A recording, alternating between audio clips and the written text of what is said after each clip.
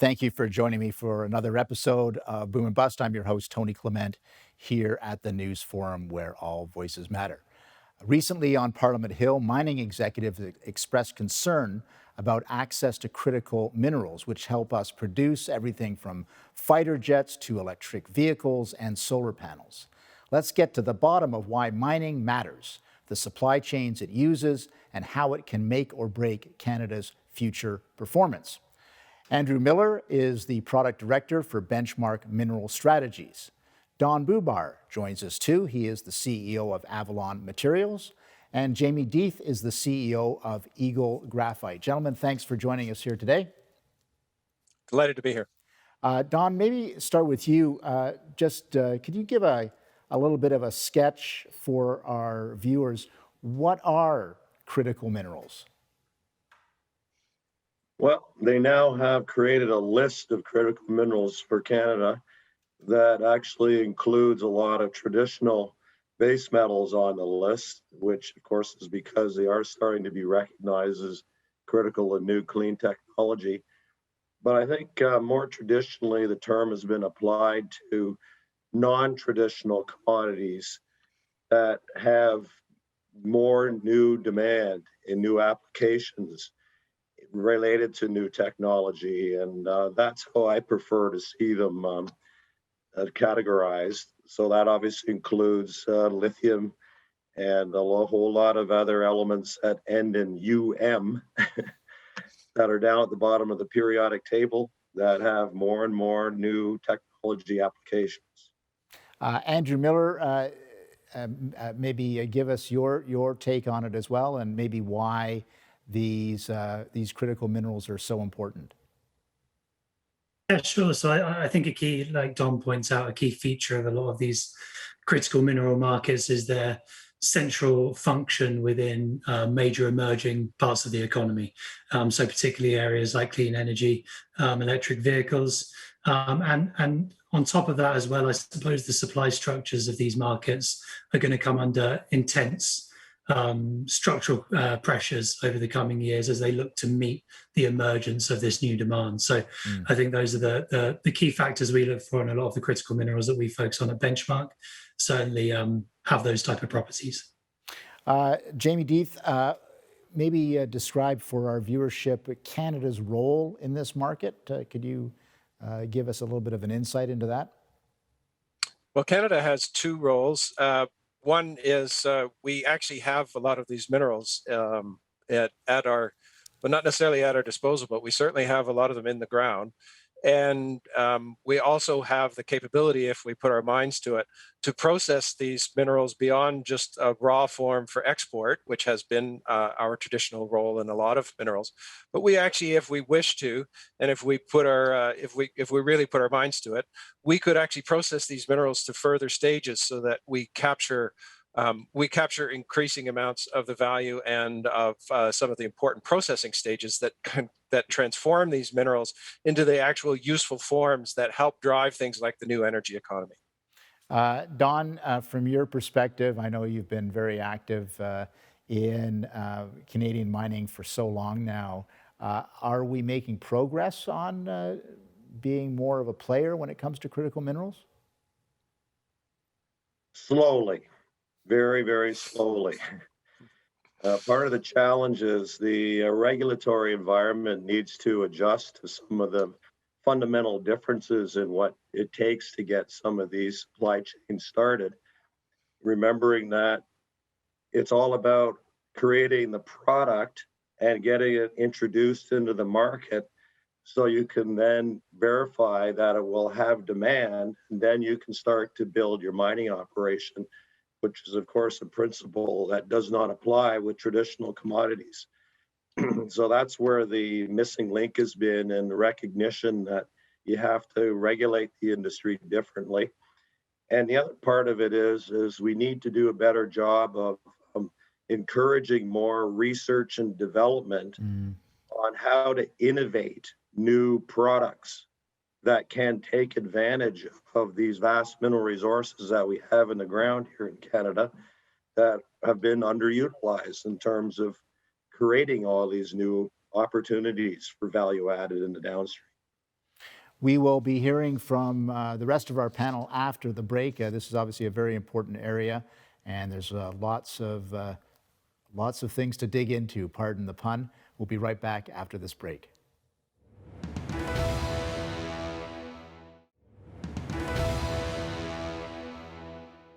Thanks for joining us here at Boom and Bust. I'm your host, Tony Clement, here with a panel to discuss critical minerals, the mining sector. Andrew Miller, from your perspective, can you kind of describe, I think Don Bubar has done a good job to explain why it's important, but describe maybe the current state of the supply chain, and now we're going to get into the role of China in all of this as well. So I'd love your perspective first of all. Sure. So I think when you look at the supply chain for a lot of these clean energy industries, the resounding feature is that you have one, maybe two parts of the world that are incredibly dominant in terms of the global supply picture. So 70, 80% of supply typically dominated by one or two countries. Now, China, of course, has played a really significant role in a lot of these markets. And I think an interesting thing that China in particular has done is where it doesn't necessarily even have the mining capability, it's invested really aggressively in the processing of the raw materials. So it's dictated that the raw materials will in some way have to go through China, and has cemented a really dominant position in a lot of these raw material markets. So yeah, I think that's a key feature of all of these clean energy industries. So would you say that they have a stranglehold right now? I think that, yeah, in certain aspects of the supply chain. What I would, emphasize is that not all of this is tied to geology. Geology is a lot more fixed in terms of what you can find in the ground. But China, because of its longer term strategy and approach to the development of clean energy within China, has for the past decade been building up the steps in this supply chain and investing really aggressively. And for that reason, while the rest of the world hasn't taken as much of a long-term approach, it's meant that China's taken the lead, certainly. But that's not a lead that can't be displaced by the right type of capital investment and the right type of partnerships as the supply chain develops outside of China. Jamie Deeth, I'd love to get your perspective on this as well, not only the current state of the supply chain, but as Don and Andrew have indicated, there's got to be some investments here in Canada if we're going to be having our own ability to process and to mine these products. Jamie, what's your point of view? There's no question that China has, by being aggressive with investments, as Andrew points out, they have taken an enormous lead in establishing themselves as the predominant player in new energy technologies including those manufacturing technologies. So we're behind in investment, and we're behind in inertia, if you will, because they've established themselves as the market players, and now they're the ones that would have to be displaced. The fortunate thing is that as determined as China can be, I still think the state of the world is such that when the Western powers decide that they want to get something done, and this is particularly true of the United States, as history has shown over and over, when the United States decides to really get down and do something, it generally happens. So there is reason to believe that that we in the West, and in particular in North America, have every ability to catch up as long as we're sufficiently determined to do so. I suppose the caveat there is that when you're competing with a nation state, including a gigantic nation state that's decided to take an advantage to take the advantage over you, normal capitalist principles may not apply. You're going to need a determined effort at all levels in order to make this happen, and that includes government. So this is a bit of a non-traditional competitive situation. It's not as if we're in a laissez-faire economy competing with other laissez-faire economies. This is nation states competing in part with each other, and we don't have to do things the way China does it. But we do have to put to rest any idea that that this happens organically, just left on its own. It's going to take a determined effort, and that includes business and government working together. Yeah, you're absolutely right, and certainly I've seen that with some of the efforts, even in the prior U.S. administration, the Trump administration, working with Canada to try to get a meeting of the minds about having a freer supply chain away from the stranglehold that China has right now, and indeed putting some investment into that. So I want to tackle that topic. I think I'll leave it till after the break because we're very near the break at this point. But keep your thinking caps on, panel, because we want to talk about what's happening to try to get a parallel or another supply chain going. Stay with us after the break.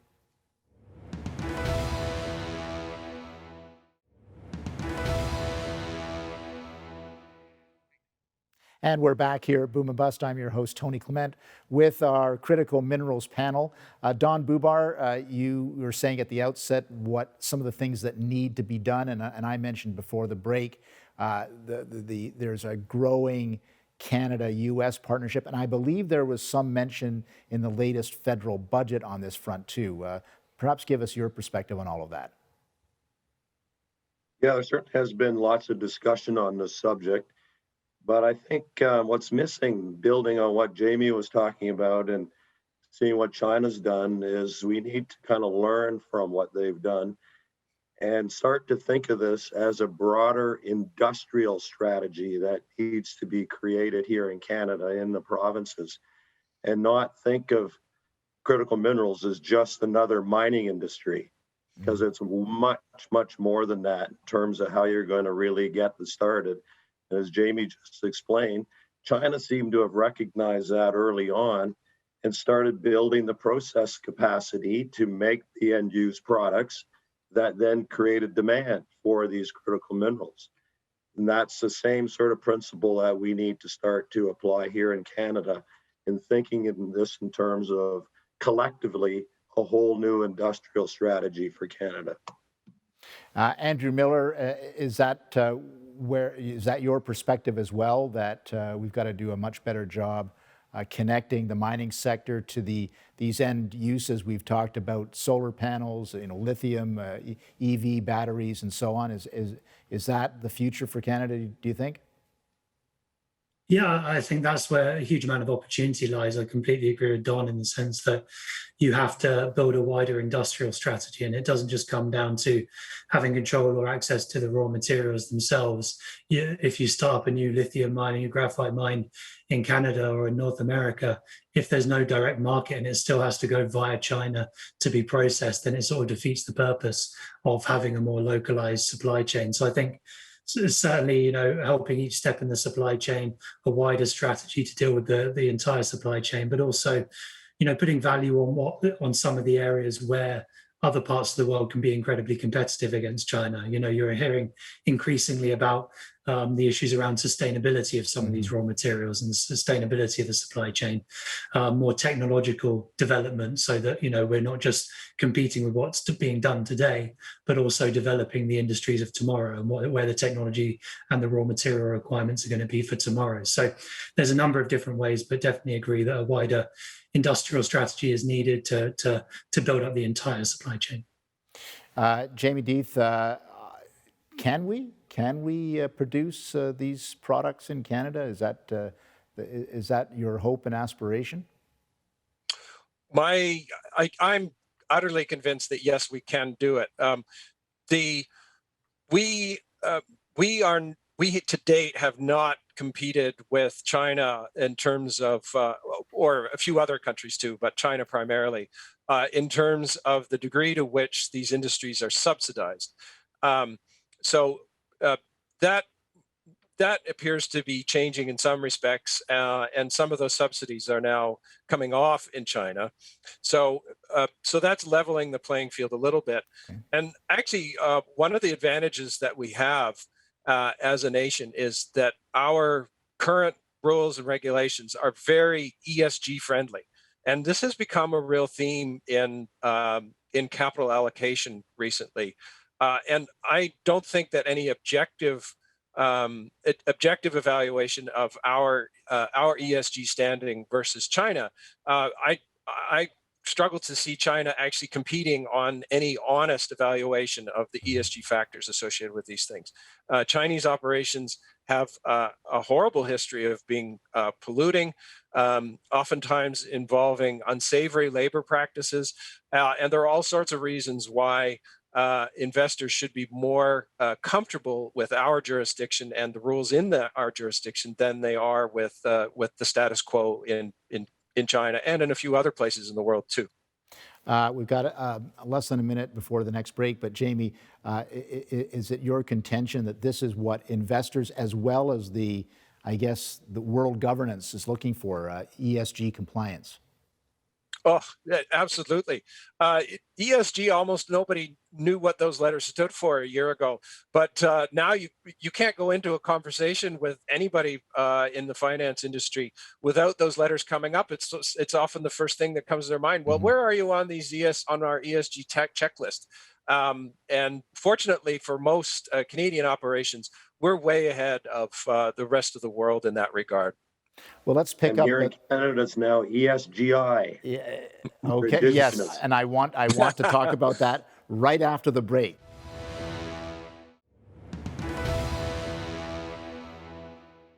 Welcome back to Boom and Bust. I'm your host, Tony Clement, here with our critical minerals mining panel.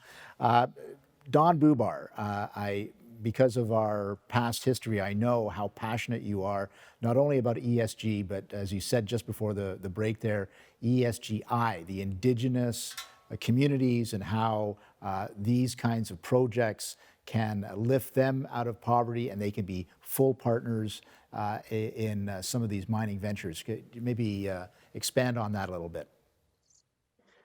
Yeah, this is a whole new opportunity for Northern First Nations to participate in this whole new economy. And one of the things I like to point out is that you don't have to view it as traditional mining in terms of the impacts. Often you can start at a relatively modest scale that do not have the same impacts on the environment and don't require the same amount of capital to get your operation started to produce a small amount of supply. And that's the principle we want to try to get going here in Ontario. We can create a central facility for processing lithium mineral concentrates to make the battery materials in a place like Thunder Bay. There's no reason why the hundreds of other lithium pegmatites in Northern Ontario couldn't be developed to quickly to provide more supply for that process facility. So that seems to be the future then, working with these Indigenous communities as well as government and, of course, the mining sector to produce the processing. Andrew Miller, do you want to weigh in on this? Yeah, I definitely think it's the future, whether, with working with Indigenous communities, making sure certain principles are upheld and that these supply chains are being developed sustainably is central to, you have a whole new profile of end users of these materials coming now, right? These are major global brands that are consumer facing, and really, if the push towards clean energy isn't clean, they're going to be the ones that are held accountable at the end of the day. So yeah, incredibly important factor in the build out of the supply chain. Jamie, how are the capital markets these days? Are they willing to plump up some investment for these kinds of projects in Ontario and Canada? I would say capital markets a year ago for this area were fairly abysmal. Now things have improved considerably. I don't think we're there yet in terms of it being particularly easy for projects to get going, but the right signals have started to come from government and from capital allocators around the world. And so I would say we're in the process of rapid improvement. I would say the next phase depends on whether there's follow through on those signals, especially from government, that further give comfort to the capital markets that they can play in Canada with these projects and not be at risk of the government leaving them high and dry after making all of these wonderful noises. Nobody wants to put their money in and then find out that actually there was no support there to begin with. So I would say the follow through is going to be critical on this. But to date, the right signals have been sent. It's just a case of whether they continue to be sent in that same way. Andrew Miller, are you an optimist on this front as well? I am. I think there's a long way to go. We're at the very early stages. I think the fundamental change that you're going to see over the next decade, when you look at this push towards electrification and other types of clean energy, are really going to necessitate a huge influx of capital. The big question comes about, whether that comes quickly enough. I think there's a massive disconnect. I'm sure Don and Jamie would agree that there's this massive disconnect between what the end users of these materials are looking to do over the next couple of years and the reality of where the market is today. And it takes a number of years to develop, ramp up, and start producing battery grade materials from a new mining operation. And all of that has to be factored in when you're looking at capital allocation. Gentlemen, we've run out of time. And Don, I know you're an optimist, so I don't even have to ask you whether you are or not. We'll put you in the optimist column as well. Thank you, gentlemen, for being part of this program. Very interesting. Thank you. I'd like to thank that panel. Very interesting. These gentlemen and their companies are right in the thick of it when it comes to critical minerals, which means clean tech. It means making sure that we can have the new economy of tomorrow. And it's a challenge. China is there, and they want to control the supply chain, but now there's alternatives that are being worked on. So congratulations to them. We're going to continue to cover this story. You can be sure of that. Thanks for watching.